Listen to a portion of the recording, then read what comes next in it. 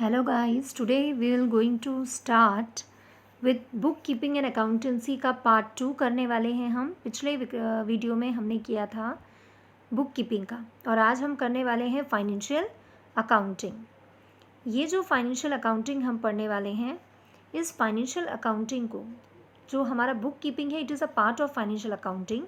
तो हम आगे का आप देखेंगे कि क्या है, इसका ओरिजिन कहाँ से हुआ है। हम ये कह सकते हैं कि जो फाइनेंशियल अकाउंटिंग है ये उतनी ही पुरानी है जितना कि मनी है। जब से पैसा है तब से ये अकाउंटिंग चली आ रही है। इंडिया में चाणक्य ने जब अपना अर्थशास्त्र जब एग्जिस्ट करता था चाणक्य का, तब भी वो प्रॉपर अकाउंटिंग और ऑडिटिंग फॉलो करता था। वहीं से ये जो हमारी अकाउंटिंग है चली आ रही है। बाद में जो मॉडर्न सिस्टम ऑफ अकाउंटिंग है, वहाँ पर double entry system of book keeping आया, जो कि Luca day Bogo पोसियोली of Italy ने यहाँ पर उनकी जो बुक थी डबल एंट्री अकाउंटिंग सिस्टम 1494 में इंट्रोड्यूस किया था। डबल एंट्री सिस्टम क्या है? डबल एंट्री सिस्टम मतलब ड्यूअल सिस्टम, जहाँ आपका कुछ डेबिट होगा वहाँ क्रेडिट होगा, यानी अगर कहीं से पैसा आया है तो कहीं पैसा जाएगा भी। उनके हमेशा दो चीज़ें होंगी, कहीं पैसा आएगा और कहीं जाएगा। Financial accounting is a language of business. It is said to be a language of business. Business का लैंग्वेज इसे इसीलिए कहा जाता है क्योंकि आप जो कुछ भी कहना चाहते हो, आपने जो भी पूरे साल में किया है, वो सारी चीज़ें अपने यूज़र्स को, चाहे वो इंटरनल यूज़र है चाहे वो एक्सटर्नल यूज़र है, इन सभी यूज़र्स को अपनी बात पहुंचाने के लिए आप इस अकाउंटिंग का यूज़ करते हैं। और पूरे साल में जब आपका 31 मार्च को जब क्लोज़ होता है, तब आप अपने प्रॉफिट और अपने लॉस, अपनी सभी चीज़ें अपनी बैलेंस शीट में शो करके अपने यूज़र्स को इन्फॉर्मेशन देते हो। तो हम ये कह सकते हैं ये एक लैंग्वेज ऑफ बिजनेस है। एक बिजनेस को आप अपना कैसे कम्युनिकेट करोगे, कम्युनिकेशन कैसे करोगे, उसके लिए यूज़ किया जाता है फाइनेंशियल अकाउंटिंग को। ये क्या कम्युनिकेट करता है? Results of the business operation to various stake holders. Stake holders are not as आप कहोगे शेयर होल्डर, ही ऐसा नहीं है, लेकिन they are similar to share holders. ये हम आगे और अच्छे से डिटेल में देखेंगे कि स्टेक होल्डर्स क्या है, पर अभी आप देखिए कि हम कम्युनिकेट करेंगे रिजल्ट पे business operations to every users. हर यूजर्स को करना है हमें। मीनिंग अकाउंटिंग एक सिस्टमेटिक रिकॉर्डिंग है of daily events business leading to presentation of complete financial picture.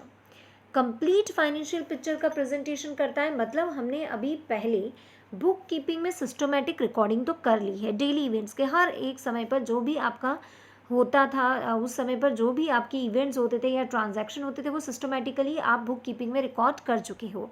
अब वही रिकॉर्ड्स को आप प्रेजेंटेशन में लाओगे। It leads to presentation. अब प्रॉपर प्रेजेंटेशन करना है और आपका प्रॉपर एक फाइनेंशियल पिक्चर तैयार करना है, जिसे आपको देखते ही जो आप अकाउंट्स नॉर्मल व्यक्ति नहीं समझ सकता, जो एक शेयर होल्डर नहीं समझ सकता, क्रेडिटर डेटर नहीं, वो एक बैलेंस शीट या प्रॉफिट एंड लॉस अकाउंट देखकर समझ सकता है कि आपका बिजनेस फ़ायदा कर रहा है या नुकसान कर रहा है। तो वो एक कंप्लीट फाइनेंशियल पिक्चर आपको तैयार करके देगा। अब कोई ये भी कह सकता है यही की यही डेफिनेशन या ऐसी ही डेफिनेशन तो हमने बुक कीपिंग में भी पढ़ी है, क्योंकि जो बुक कीपिंग है, book keeping is a part of accounting. Financial accounting का ही वो एक हिस्सा है, इसीलिए वही सारी चीज़ें यहाँ पर भी, लेकिन अकाउंटिंग अब उसके आगे की प्रोसेस है। नेक्स्ट आपका आता है फाइनेंशियल अकाउंटिंग की डेफिनेशन, जो कि American institute of certified public accountant ने डिफाइन किया है कि accounting is a art of recording, classifying and summarizing in a significant manner and in terms of money. This is the most important word, that is in terms of money. पैसों की terms में किया जाता है। मतलब कि जो भी ट्रांजैक्शन है वो सिग्निफिकेंट मैनर में दिखाएंगे नहीं, जो transaction in terms of money हुए हैं केवल वही दिखाएंगे। और हर एक ट्रांजैक्शन, हर एक इवेंट को आपको रिकॉर्ड करना है, which are in part at least of a financial character, यानी मॉनिटरी टर्म्स में होना चाहिए, उसका कोई फाइनेंशियल अस्तित्व होना चाहिए। And interpreting the results thereof, और उसे कम्युनिकेट करना। फाइनेंशियल अकाउंटिंग जो है वो एक इंफॉर्मेशन सिस्टम भी है, जिसमें आप इंफॉर्मेशन कम्युनिकेट करते हो टू यूजर्स, वेदर इट्स आपका इंटरनल यूज़र है या फिर outsider, that is external user है। यहाँ पर इनपुट है इकोनॉमिक इवेंट्स। इकोनॉमिक इवेंट्स मतलब ऐसी इवेंट्स जिसमें पैसों का कुछ लेन देन हुआ हो, जिसे आप मेजर कर सकते हो फाइनेंशियल टर्म में। एक ऐसी इवेंट जिसे मेजर किया जा सकता है मॉनिटरी टर्म्स में, वो इनपुट है, वो आपके रिसोर्सेज हैं, जैसे जर्नल्स वगैरह। वो प्रोसेस में आप क्या कर रहे हो, रिकॉर्डिंग कर रहे हो, फिर उसको क्लासीफाई कर रहे हो अलग अलग हेड में, फिर समराइज करके, अब उससे समराइज करने के बाद एक आउटपुट आया, that is P&L account and balance sheet. वो इन्फॉर्मेशन आप यूजर्स को दे रहे हो, इसीलिए इसको इंफॉर्मेशन सिस्टम भी कहा गया है। हम इस प्रोसेस को और अच्छे से समझ सकते हैं। इसे समझने के लिए देखिए, स्टेजेस ऑफ अकाउंटिंग कहता है सबसे पहले रिकॉर्डिंग होती है, जो जर्नल्स और सब्सिडरी नाम की जो बुक्स हैं उसमें होती हैं। ये भी हमें डिटेल में आएगा कि जर्नल्स क्या हैं और सब्सिडरी क्या है। सबसे पहले आपने यहाँ जर्नल वाउचर्स वगैरह बनाए, उसकी रिकॉर्डिंग की। अब आप उसको क्लासीफाई कर रहे हो लेजर्स में। लेजर्स में क्लासीफाई करने का मतलब क्या है, हम इसे बहुत ही आसान एग्जाम्पल से समझ सकते हैं। अगर कभी आपने ध्यान दिया होगा तो जो किराना शॉप भी होती है, वहाँ पर वो व्यक्ति अगर किसी को उधारी में कुछ पैसा सामान देता है, तो आपने देखा होगा वो एक रजिस्टर मेंटेन करता है। उस रजिस्टर में मान लीजिए कि उसके 4 ग्राहक हैं, राम, श्याम, मोहन, सीता, ऐसे 4 लोग हैं उसके, जो 4 लोग उसके उधारी पे सामान लेके गए हैं। तो वो अपने रजिस्टर में एक पेज पर तो राम का पूरा अकाउंट लिखेगा, कितनी डेट को कितने का सामान ले गया, कौन सी डेट को कैश पेमेंट किया और कितना बकाया है। दूसरे रजिस्टर, उसी रजिस्टर के दूसरे पेज में वो क्या लिखने वाला है, शाम के बारे में। इसी तरह से वो लिखने वाला है मोहन, सीता के बारे में भी। तो ये लेजर सिस्टम में उसने क्या किया, यही अपनाया। उसने क्या किया कि एक रजिस्टर में हर किसी का एक अलग अलग अकाउंट ओपन किया, जहाँ पर जब भी वो पेज नंबर खोलेगा तो उसको राम के बारे में पूरी इन्फॉर्मेशन मिल जाएगी, जब दूसरा खोलेगा तो शाम के बारे में पूरी इन्फॉर्मेशन एक ही जगह पे मिलेगी। इसी को क्लासिफिकेशन कहते हैं, और यही बड़े बड़े बिजनेसमैन लेजर्स में डालते हैं। फिर आता है समराइजिंग, जिसमें ट्रायल बैलेंस, P&L अकाउंट और बैलेंस शीट बनाते हैं। लेजर्स में हम जो कुछ कर चुके हैं, अब साल भर का आपका क्लोजिंग क्या है, वो पूरा का पूरा आप ट्रायल बैलेंस में डालते हो, वहाँ से पूरे साल का P&L निकालते हो, और फिर आपके साल भर का 31 मार्च को at the end of the financial year, यानी प्रीवियस ईयर के एंड ऑफ फाइनेंशियल ईयर का क्लोजिंग करके आप बैलेंस शीट में देखते हो कि ओवरऑल आपकी फाइनेंशियल पोजीशन क्या थी। नेक्स्ट आता है आपका एनालिसिस। अब आप सब काम कर चुके हो, अब उसका एनालिसिस करना कि पिछले साल मैं कहाँ था और आज मैं कहाँ हूँ, और वही एनालिसिस या वही आपने जो पूरे साल का समराइज किया है उसे कम्युनिकेट करना यूज़र्स को। ये यूज़र्स कोई भी हो सकते हैं, इंटरनल या एक्सटर्नल। ब्रांचेस ऑफ अकाउंटिंग, वैसे आपको यहाँ पर फाइनेंशियल अकाउंटिंग ही पढ़ना है, लेकिन हम ब्रांचेस ऑफ अकाउंटिंग क्या है वो यहाँ पर थोड़ा सा देखेंगे for the sake of knowledge only. Financial accounting के अलावा कॉस्ट अकाउंटिंग भी होता है और मैनेजमेंट अकाउंटिंग भी होता है। फाइनेंशियल अकाउंटिंग जो है वो कंसर्न्ड होता है सिर्फ रिकॉर्डिंग ऑफ फाइनेंशियल डेटा और उसके रिजल्ट को एसर्टेन करना, ताकि वो यूज़र्स को कम्युनिकेट कर सके। सीधे सीधे शब्दों में कहें तो डायरेक्ट करता है कि आप ट्रायल बैलेंस प्रिपेयर करो, P&L अकाउंट और बैलेंस शीट, ताकि आप इसको आगे अपने यूज़र्स तक पहुंचा सको। लेकिन कॉस्ट अकाउंटिंग एक अलग फील्ड में जाता है। जैसे एक मैन्युफैक्चरिंग कंपनी है, वो मैन्युफैक्चरिंग कंपनी जो प्रोडक्ट बनाती है उस प्रोडक्ट की कॉस्ट क्या होनी चाहिए, या अगर उसकी कॉस्ट जो आ रही है उससे कम की जा सकती है, क्या उस कॉस्ट को और कंट्रोल किया जा सकता है, क्या उस प्रोडक्ट को और थोड़ा सस्ता करने की कोई गुंजाइश है। ये सारी चीज़ें हम कॉस्ट अकाउंटिंग में देखते हैं। That is why it is said to be a accounting for the cost of product. What it helps in cost ascertainment and cost control. Management accounting helps in managing the decision making. It also increases the efficiency and maximizing the profit. Management accounting means ये accounting में आपने जो कुछ अभी तक कर रहे हैं उसको मैनेज करता है, आपको डिसीजन मेकिंग में मदद करता है कि आज हमारी क्या पोजीशन है, और मैनेजमेंट डिसाइड करता है कि हमें इसको कहाँ तक पहुँचाना है और वहाँ तक पहुँचाने के लिए हमें क्या करना है। तो ये आपकी एफिशिएंसी को बढ़ाने का और साथ में प्रॉफिट मैक्सिमाइज करने में भी मदद करता है। तो इस तरीके से 3 मेन ब्रांचेस ऑफ अकाउंटिंग है।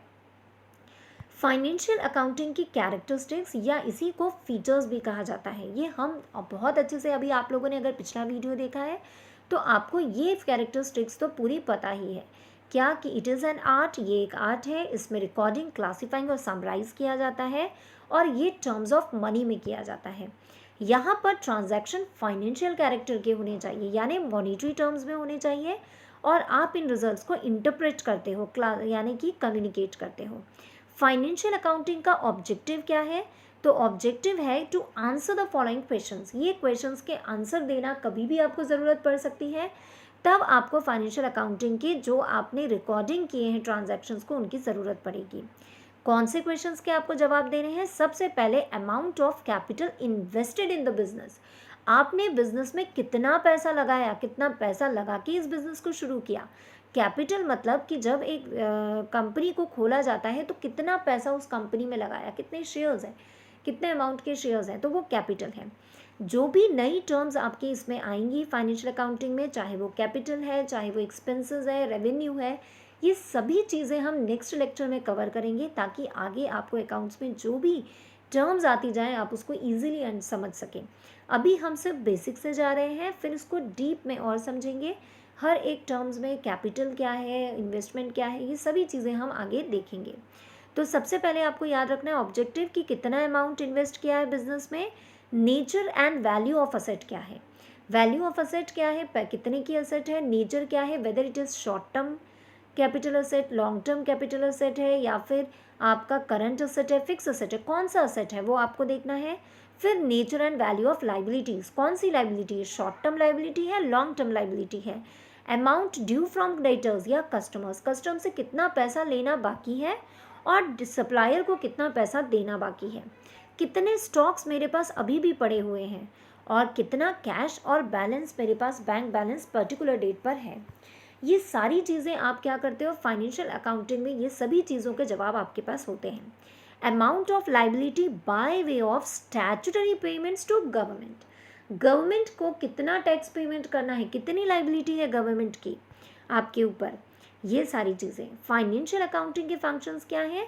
तो it's very easy to keep a systematic record of transaction. सबसे पहला फंक्शन तो यही है कि हम ट्रांजैक्शन का सिस्टमेटिक रिकॉर्ड रखना चाहते हैं।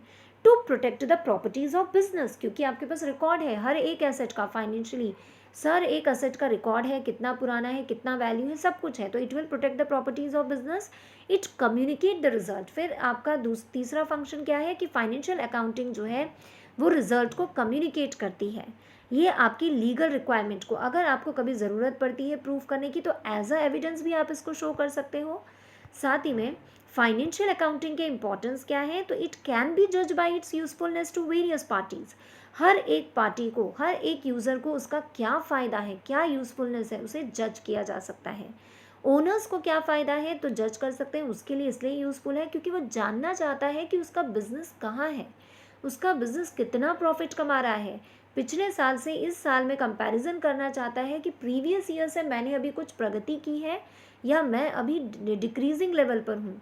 दूसरी बात, मैनेजमेंट ये जानना चाहती है कि किस तरीके से वो मैनेज कर रही है, क्या वो प्रॉपर्ली मैनेज कर पा रही है या उसे अपने प्लान्स को और थोड़ा बढ़ाना या आगे और अच्छे से बनाना ज़रूरी है।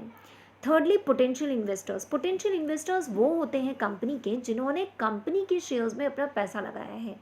वो लोग ये जानना चाहते हैं कि क्या हमने जिस कंपनी में पैसा लगाया है वो हमें अच्छा रिटर्न दे पाएगी या नहीं दे पाएगी, इसीलिए वो कंपनी के फाइनेंशियल अकाउंट्स के लिए थोड़ा इंटरेस्टेड रहती है। फिर क्रेडिटर्स और लेंडर्स जानना चाहते हैं, यानी कि जो सप्लायर्स हैं जिन्होंने आपको प्रोडक्शन के लिए सप्लाई किया है माल, वो ये जानना चाहते हैं कि ये कंपनी को मैंने उधारी पे बहुत सारा माल दिया है, बड़ी बड़ी कंपनीज में लाखों का माल आप लोग सप्लायर्स देते हैं, तो वो इसलिए जानना चाहता है कि ये मेरा उधारी का माल वापस, उधारी का पैसा दे पाएगा कि नहीं दे पाएगा। फिर बात आती है आपके एम्प्लॉयज़ की, तो एम्प्लॉयज़ क्या जानना चाहते हैं? तो एम्प्लॉयज़ यहाँ पर सीधे सीधे देखिए ये जानना चाहते हैं कि क्या ये जो हमारी कंपनी है, ये कंपनी हमको कुछ प्रॉफिट दे पाएगी या नहीं दे पाएगी, यानी कि ये हमारी सैलरी दे पाएगी कि नहीं दे पाएगी, कहीं ऐसा तो नहीं कि ये कंपनी हमको सैलरी ही ना दे पाए, तो ये एम्प्लॉयज़ जानना चाहते हैं। और गवर्नमेंट क्या करना चाहती है? तो याद रखिए जो गवर्नमेंट होती है उसका उद्देश्य क्या होता है? ये होता है कि इस व्यक्ति के पास मेरी कितनी कितनी लाइबिलिटीज़ है, मतलब कि कितना टैक्स है जो मुझे इससे लेना है, ये जानना चाहते हैं। यहाँ तक आपका कंप्लीट हो गया इंपॉर्टेंस का। रिसर्चर्स भी होते हैं, रिसर्च जनरली ये जानना चाहते हैं कि आपने जो कंपनी है वो फ़ायदा कर रही है, लेकिन और क्या नया नया टेक्नोलॉजी लाई जाए और क्या नया किया जाए ताकि और कंपनी प्रोग्रेस कर सके, इसलिए वो भी आपका आगे का जानना चाहती है। नेक्स्ट बात आती है डिफरेंसेस की। हम डिफरेंसेस देखने वाले हैं बुक कीपिंग का और साथ में देखने वाले हैं फाइनेंशियल अकाउंटिंग का। देखिए, जो बुक कीपिंग और फाइनेंशियल अकाउंटिंग है उसमें बुक कीपिंग कंसर्न होती है आपकी किससे, आइडेंटिफाइंग, क्लासिफाइंग और रिकॉर्डिंग से, जबकि अकाउंटिंग किससे कंसर्न है, ये है समराइज करना। जो आप बुक कीपिंग में काम कर चुके हो उसी को समराइज करना, उसी को इंटरप्रेट करना, एनालिसिस करना और उसी को कम्युनिकेट करना यूज़र्स को। तो बुक कीपिंग क्योंकि बहुत ही बेसिक स्टेज पे काम कर रहे हैं तो ये एक प्राइमरी स्टेज कहलाती है। और जब बुक कीपिंग कंप्लीट करता है अपना काम तब वो प्रोसेस आगे बढ़ के अकाउंटिंग के पास जाती है। तो हम ये कह सकते हैं कि बुक कीपिंग एक प्राइमरी स्टेज है जबकि अकाउंटिंग एक सेकेंडरी स्टेज है। तो बुक कीपिंग में कोई भी जूनियर स्टाफ काम कर सकता है, यानी कोई नया बंदा भी काम कर सकता है, क्योंकि यहाँ पर आपको ज़्यादा टेक्निकली नॉलेज की ज़रूरत नहीं है, इट्स अ जस्ट प्रोसेस। लेकिन अकाउंटिंग में आपको सीनियर स्टाफ चाहिए जिसको नॉलेज हो, एक्सपीरियंस हो। बुक कीपिंग एक क्लैरिकल और रूटीन वर्क है, रोज़ वही आपको जर्नल्स बनाने हैं, वही वाउचर्स बनाने हैं और वही आपको एंट्रीज करनी है कैश बुक में। लेकिन अकाउंटिंग में आपको सीनियर स्टाफ है क्योंकि एनालिटिकल और डायनामिक आपको यहाँ पर काम करने हैं। कई नई नई जो आपके पास आपके बैलेंस शीट वगैरह में नई नई आपको चीज़ें दिखेंगी, P&L अकाउंट में कुछ दिखेगा तो आपको उसका एनालिसिस करना और उसका सही निर्णय लेना बहुत ज़रूरी है। तो यहाँ पर आपके पास एनालिटिकल और डायनामिक नेचर ऑफ जॉब है। लेकिन बुक कीपिंग का जो उद्देश्य है वो क्या है, to maintain the systematic records of financial transaction, that's it. लेकिन अकाउंटिंग का ऑब्जेक्टिव क्या है कि वो जो सिस्टमेटिक रिकॉर्ड बुक कीपिंग में बन चुका है उससे आपने प्रोसेस किया आगे और अब एट द ईयर एंड आप फाइनेंशियल पोजीशन देखोगे कि मैं कहाँ पर हूँ, कंपनी कहाँ पर है, और फिर वो कम्युनिकेट करोगे यूजर्स को। This is the main differences of the book keeping and accounting. अब रिलेशनशिप क्या है बुक कीपिंग में और अकाउंटिंग में और अकाउंटेंसी में। अगर हम रिलेशनशिप की बात करें बुक कीपिंग, अकाउंटिंग और अकाउंटेंसी की, तो यहाँ पर डायग्राम में जैसे समझ में आ रहा है कि जो बुक कीपिंग होती है it's a part of accounting and the accounting is a part of accountancy. Accounting किसका पार्ट है, अकाउंटेंसी का। बुक कीपिंग हम बहुत अच्छे से देख चुके हैं और अकाउंटिंग हम आज देखें। अब अकाउंटेंसी क्या है, तो अकाउंटेंसी को अगर मैं शॉर्ट में अभी बताना चाहूँ तो अकाउंटेंसी को सीधी लैंग्वेज में आप समझ सकते हैं कि इट्स अ नॉलेज, ये एक एरिया ऑफ नॉलेज है। Systematic knowledge of accounting is accountancy. और वही अकाउंटेंसी को जो आपके नॉलेज है उसी अकाउंटेंसी का जो एप्लीकेशन पार्ट है वो है अकाउंटिंग। और इस अकाउंटिंग की प्रोसेस को करने के लिए जो इनपुट्स आपको लगते हैं वो है बुक कीपिंग। जैसे कहा जा सकता है कि जो मैनुअल है कि आपको क्या क्या काम करना है वो अकाउंटेंसी है। It's a book of knowledge, ये एक बुक ऑफ नॉलेज है जिसमें सब कुछ लिखा है कि आपको क्या करना है, कैसे करना है। It a area is book of knowledge. लेकिन वो बुक ऑफ नॉलेज को प्रोसेस कैसे करना है, उसकी प्रोसेस जो होगी वो आप अकाउंटिंग में करते हो, यानी उसका एप्लीकेशन अकाउंटिंग में दिया है। और ये जो एप्लीकेशन आप अकाउंटिंग में करते हो उस एप्लीकेशन को करने के लिए जो बेस आपको चाहिए वो आपकी बुक कीपिंग में दिया है। तो ये तीनों चीज़ें जो है ये एक दूसरे के साथ रिलेशनशिप रखती हैं। तो book keeping is a part of accounting and accounting is a part of accountancy and accountancy is nothing but it's a book of knowledge जिसका एप्लीकेशन प्रोसेस अकाउंटिंग का क्या होगा ये दिया हुआ है। नेक्स्ट आपकी बात आती है सिस्टम ऑफ अकाउंटिंग पर।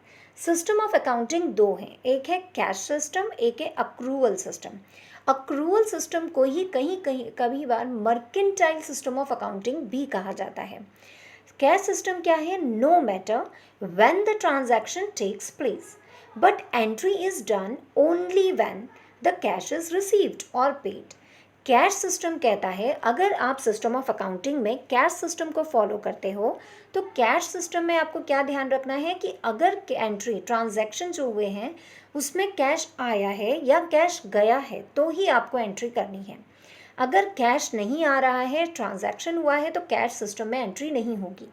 लेकिन अगर एक्रूवल सिस्टम है तो वो ड्यू बेसिस पर होता है, यानी ये सिस्टम कहता है कि transactions are recorded when they occur. What is most important term is when they occur, जब वो ऑकर होंगे तब आपको करना है। व्हेन दे ऑकर कहता है and not when the cash is actually realised. जब कैश एक्चुअली रिलीज होगी तब एंट्री नहीं। ट्रांजैक्शन फॉर एग्जांपल अगर अप्रैल मंथ का है, अप्रैल मंथ में हमने 5 ट्रांजैक्शन किए, 5 ट्रांजैक्शन में से केवल 3 ट्रांजैक्शन के पैसे हमें कैश में रिसीव हुए और 2 के नहीं रिसीव हुए, तो एक्रूअल सिस्टम कहता है लेकिन इस अप्रैल मंथ में 5 ट्रांजैक्शन हुए हैं, भले ही कैश मिला हो या नहीं मिला हो, लेकिन पीरियड इसी पीरियड के ट्रांजैक्शन है तो उसकी एंट्री कर दो। लेकिन यही एग्जाम्पल में अगर कैश सिस्टम होगा तो वो क्या कहेगा, 3 ट्रांजैक्शन में कैश नहीं मिला है, 2 ट्रांजैक्शन में कैश मिला है, तो सिर्फ कैश मिला है उसकी एंट्री करो, 3 की एंट्री मत करो। लेकिन अक्रूवल सिस्टम कहता है कैश मिला हो या ना मिला हो, जिस पीरियड की एंट्री है वो उसी पीरियड में आनी चाहिए। ये आपका अक्रूवल सिस्टम है। आगे हम सिस्टम ऑफ अकाउंटिंग में नेक्स्ट वाले लेक्चर में सारे जो मेन टॉपिक्स, मतलब जो मेन इसमें यूज़ होने वाले जो अल्फ़ाबेट्स हैं, कैपिटल क्या है, एसेट्स क्या हैं, लाइबिलिटीज़ क्या हैं, रेवेन्यू क्या है, एक्सपेंसेस क्या है, एक्सपेंडिचर और एक्सपेंसेस में क्या अंतर है, ये सारी चीज़ें हम आगे नेक्स्ट वाले लेक्चर में देखने वाले हैं। ये जो लेक्चर्स हम कर रहे हैं, जो फर्स्ट पार्ट है, सेकंड पार्ट है, ये 11th के लिए तो उतना इम्पॉर्टेंट है ही, साथ ही में जो CS फाउंडेशन के स्टूडेंट्स हैं उनके लिए भी ये इम्पॉर्टेंट है, क्योंकि उनके फाउंडेशन में यही सिलेबस सेम रहने वाला है और यही सिलेबस उनके अकाउंटिंग का पार्ट है, और ये पूरा सीरीज़ से जो जा रहा है वही सीरीज़ उनके लिए भी है, तो ये उन लोगों के लिए भी बहुत यूज़फुल है। ओके गाइस, तो आज का लेक्चर हम यही कंप्लीट करते हैं और अब हम नेक्स्ट लेक्चर में मिलेंगे आगे के अकाउंटिंग कंसेप्ट्स के साथ। Okay then guys, bye.